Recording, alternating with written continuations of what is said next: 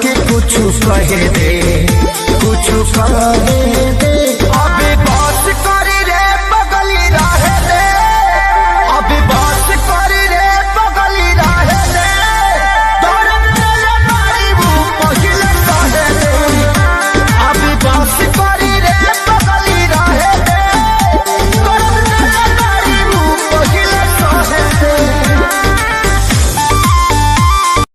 हम घरे का बताइब जब हमसे सब पूछाई।